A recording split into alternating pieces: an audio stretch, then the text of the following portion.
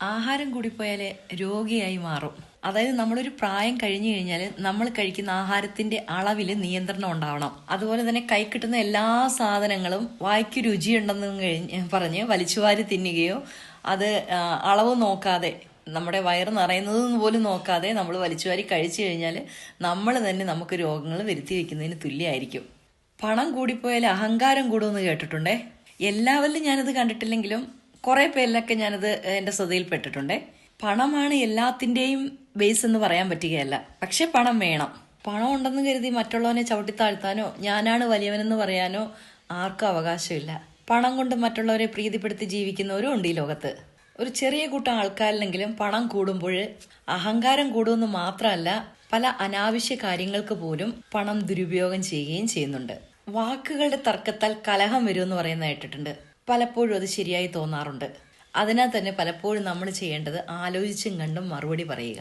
നമുക്ക് സ്വാതന്ത്ര്യമുള്ളിടത്ത് മാത്രമേ, അത് നമുക്ക് എന്തും പറയാമെന്ന് സ്വാതന്ത്ര്യമുള്ളിടത്ത് മാത്രമേ നമ്മുടെ വാ ഇങ്ങനെ വളവളാ ഇട്ട് അടിക്കാവുള്ളൂ. അതായത് വായിലെ നാക്ക് വളവളാ ഇട്ട് ചലിക്കാവൂ എന്നർത്ഥം. അല്ലാതെ സ്ഥാനത്തും അസ്ഥാനത്തും കയറി നമ്മുടെ വായിലെ നാവ് പ്രയോഗിക്കാൻ തുടങ്ങിക്കഴിഞ്ഞാൽ ചിലപ്പം വായിലെ പല്ലുകളൊന്നും അധികം ഉണ്ടാവത്തില്ല എന്ന് സാരം. മാത്രമല്ല, വിവേകബുദ്ധി എന്നൊന്നുണ്ടെങ്കിൽ നമുക്ക് സംസാരത്തിന്റെ റൂട്ട് മാറുമ്പോഴേ നമുക്കത് സ്റ്റോപ്പ് ചെയ്യാൻ പറ്റും. ബുദ്ധിയുള്ളവൻ ചെയ്യുന്നത് ഒരാളുടെ സംസാരത്തിന്റെ റൂട്ട് പോകുമ്പോൾ തന്നെ ശരിയാവില്ല എന്ന് കണ്ടാൽ അത് അവിടെ വെച്ച് സൗമ്യതയോടുകൂടി സ്റ്റോപ്പ് ചെയ്യാൻ പഠിക്കും. സ്റ്റോപ്പ് ചെയ്യാൻ അറിയാമായിരിക്കും അവർക്ക്. ദുഃഖം കൂടിയാൽ നിരാശ വരുമെന്ന് കേട്ടിട്ടുണ്ട്. വളരെ ശരിയാണ്. പക്ഷേ ആ ദുഃഖത്തിൽ മുങ്ങിപ്പോയാൽ നിരാശയെ കടക്കുകയും ചെയ്യും. ദുഃഖം എല്ലാ വ്യക്തികൾക്കും വരും, പലതരത്തിലും. നമ്മൾ മനസ്സിലാക്കേണ്ട സത്യം, ദുഃഖം എന്ന് പറയുന്നത് ഏതൊരു വ്യക്തിയുടെയും ജീവിതത്തിൽ സംഭവിക്കുന്ന ഒരു കാര്യം തന്നെയാണ്. അത് പലതരത്തിലാണെന്ന് മാത്രം. നാളെ ഞാൻ മരണപ്പെട്ട് കഴിഞ്ഞാൽ എന്നെ സ്നേഹിക്കുന്നവര്, അല്ലെങ്കിൽ എന്നെ സ്നേഹിച്ച് ഞാനൊരു പ്രിയപ്പെട്ടതായിട്ട് കരുതുന്നവർ ഏത് സമയവും പിന്നെ അവരുടെ ജീവിതകാലം മൊത്തം എന്നെ ഓർത്ത് കരഞ്ഞുകൊണ്ടിരുന്നു കഴിഞ്ഞാൽ അവരുടെ കാര്യങ്ങളൊക്കെ മുന്നോട്ട് പോകണ്ടേ. ആ ദുഃഖം കുറച്ചു കാലത്തേക്ക് സ്വാഭാവികമായിട്ട് സ്നേഹിക്കുന്നവരുടെ മനസ്സിലുണ്ടാവുമെന്ന് സാരം. അത് കഴിഞ്ഞാൽ അവരവരുടെ കാര്യങ്ങളുമായിട്ട് ഇൻവോൾവ്ഡ് ആവണം. അതുകൊണ്ട് തന്നെ ദുഃഖം കൂടിപ്പോയി വരുമ്പോൾ, ദുഃഖം കൂടുതലായിട്ട് നമുക്ക് വരുമ്പോൾ നമ്മൾ ചിന്തിക്കണം, ഇതിൽ നിന്ന് എങ്ങനെ നമുക്ക് പുറത്ത് കടക്കാം, ഈ ദുഃഖത്തിൽ നിന്ന് നമുക്ക് എങ്ങനെ പരിഹാരം കണ്ടെത്താമെന്ന് ചിന്തിക്കുക. ദേഷ്യം കൂടിക്കഴിഞ്ഞാൽ ഒരു മനുഷ്യൻ അക്രമാസക്തനാവുമെന്ന് കേട്ടിട്ടുണ്ട്. ഏറെക്കുറെ അത് ശരിയാണ് താനും.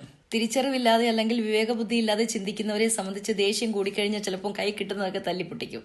അങ്ങനെ വിവേകബുദ്ധി ഇല്ലാതെ ചിന്തിക്കുന്നവരുടെ കൂട്ടത്തിൽ പെട്ടതാണ് ഈ ദേഷ്യം വരുമ്പോൾ ഭാര്യ അടുത്തുണ്ടെങ്കിൽ അവരെ പിടിച്ചിട്ട് തല്ലുന്നതും മക്കളെ പിടിച്ചിട്ട് തല്ലുന്നതും ഒക്കെ. ഇനി ഭാര്യമാർക്കാണ് അല്ലെങ്കിൽ സ്ത്രീകൾക്കാണ് ദേഷ്യം വരുന്നുണ്ടെങ്കിൽ അടുക്കളയാണല്ലോ നിൽക്കുന്നെങ്കിൽ അടുക്കളയിലിരിക്കുന്ന പാത്രങ്ങളൊക്കെ എറിഞ്ഞു പൊട്ടിക്കുക എന്നുള്ളത്. പക്ഷെ ആ സ്ഥാനത്തൊക്കെ നമ്മൾ അതൊക്കെ കഴിഞ്ഞ് കുറച്ച് വിവേകബുദ്ധിയോടെ ചിന്തിച്ചു കഴിഞ്ഞാൽ നമുക്കതിലൊക്കെ മാറ്റം വരുത്താൻ പറ്റും.